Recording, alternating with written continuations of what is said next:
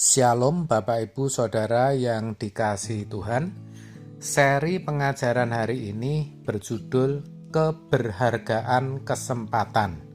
Saudara, keberhargaan kesempatan itu akan sangat dirasakan justru ketika kesempatan itu sudah tidak ada atau tidak kita miliki lagi.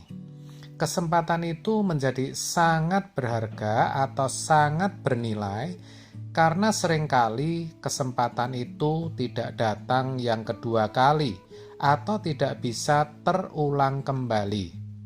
Kalaupun terulang, keadaannya belum tentu sama.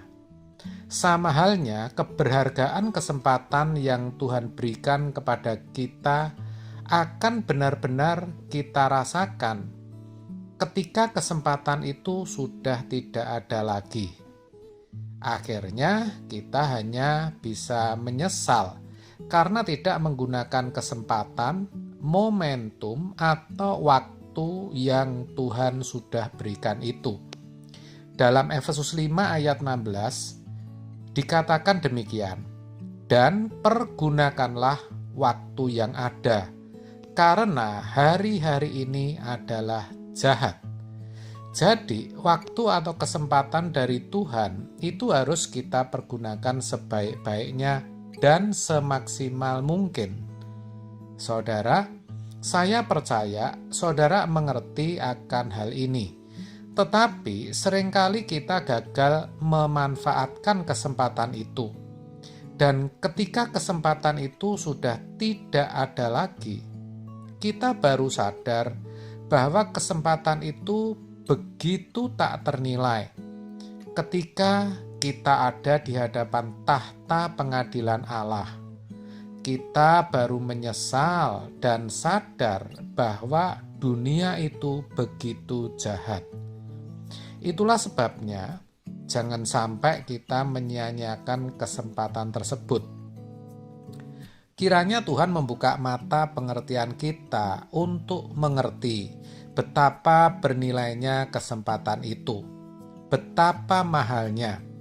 Dan itu harus benar-benar kita hayati, lalu kita membuat satu reaksi, tindakan untuk tidak menyia-nyiakan kesempatan yang ada. Saudara, kalau hari ini kita masih diberi kesempatan Tuhan untuk hidup, kita bersyukur. Kita tidak tahu apakah besok kesempatan itu masih ada. Tetapi, saudara, kalau Tuhan memberikan kita hari ini, kita mau gunakan sebaik-baiknya. Kita mau gunakan kesempatan ini untuk bertumbuh dewasa, untuk benar-benar makin hidup tidak bercacat, tidak bercela, tidak terikat dengan percintaan dunia. Tidak ada kenikmatan lain selain Tuhan yang menjadi kesukaan dan kebahagiaan kita. Itu tidak mudah. Tetapi ketika kita sungguh-sungguh mau menjalani hidup dan sudah menjalani hidup dengan benar, kita mengerti bahwa kesucian itu bisa kita capai. Dari perkara kecil, apa yang muncul di pikiran kita, di perkataan kita, dalam perbuatan, kita mau sungguh-sungguh perhatikan. Jangan ada sesuatu yang salah. Kita mulai periksa hati kita, kalau ada kesenangan atau kebahagiaan yang kita nikmati, di mana Tuhan tidak ikut hadir di situ, tidak ikut menikmatinya. Jangan kita nikmati. Semua hobi sudah saatnya kita buang, kecuali sesuatu yang memang mendatangkan kemuliaan bagi Tuhan. Kesempatan untuk berubah, untuk mengubah diri, untuk digarap Tuhan, itu kesempatan yang tidak ternilai, saudara. Setiap hari ada berkatnya, setiap hari ada pembentukan Tuhan. Setiap hari ada perubahan yang Allah kerjakan dalam hidup kita.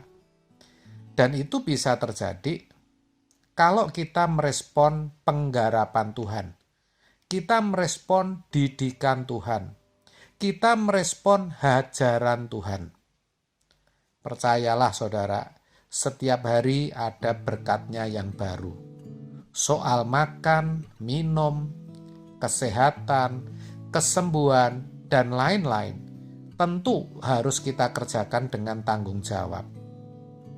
Tetapi yang di luar kemampuan kita, saya ulang, tetapi yang di luar kemampuan kita, Allah yang akan campur tangan. Lalu, kalau kita sudah bertumbuh dalam kedewasaan rohani, kesucian, kekudusan, tidak terikat percintaan dunia, tidak lagi memiliki keinginan-keinginan apapun selain mau menyenangkan hati Tuhan, maka Tuhan akan mempercayakan pekerjaannya kepada kita. Kita bisa sepikiran, seperasaan dengan Allah dalam mencintai jiwa-jiwa. Allah tidak menghendaki seorang pun binasa, saudara. Kalau kita masih dalam dosa, masih ada dosa yang kita lakukan, kalau kita masih mencintai dunia atau ada kesenangan-kesenangan dalam hidup yang Tuhan tidak ikut menikmatinya, kita tidak bisa memiliki pikiran dan perasaan Allah, tidak bisa merasakan beban keselamatan jiwa-jiwa. Ini yang tidak bisa dimengerti orang ketika kita mengerjakan pekerjaan Tuhan. Kita korbankan apapun yang kita miliki untuk pekerjaan Tuhan demi keselamatan jiwa-jiwa. Orang tidak bisa mengerti. Demi keselamatan jiwa-jiwa, orang tidak bisa mengerti karena mereka tidak memiliki beban. Pertanyaannya, mengapa tidak memiliki beban keselamatan jiwa? Karena mereka masih hidup dalam dosa dan punya banyak kesenangan-kesenangan dunia ini. Saudara, kesempatan ini tidak akan pernah terulang. Kesempatan ini tidak akan pernah terulang, saudara. Kita harus takut akan Allah. Jangan sampai kita menghadap Bapa di surga nanti, ada pekerjaan-pekerjaan besar yang mestinya bisa kita lakukan, tapi tidak kita lakukan. Jangan sampai ketika kita menghadap tahta pengadilan Tuhan, banyak kesempatan-kesempatan di mana kita digarap Tuhan untuk menjadi sempurna seperti Bapa, serupa dengan Yesus, berlalu sia-sia, dan kita tidak mengalami perubahan. Kita tidak berbuah. Betapa malangnya. Jangan sampai hal itu terjadi. Kita mau bertumbuh dewasa. Kita mau sempurna seperti Bapa, serupa dengan Yesus. Kita mau memiliki beban yang juga ada pada hati Bapa, beban terhadap jiwa-jiwa yang terhilang, sehingga kita rela melakukan apapun demi pekerjaan Tuhan. Akhirnya saudara, kesempatan yang masih ada harus kita pakai untuk mempersiapkan diri menjadi pelayan-pelayan Tuhan yang diurapi Tuhan, dipercayai Tuhan. Maka kita harus terus-menerus menghampiri tahta Tuhan, membangun keintiman dengan Tuhan, baik melalui doa, saat teduh, atau puasa. Ya, karena itulah keberhargaan kesempatan yang tak ternilai. Amin. Tuhan Yesus memberkati.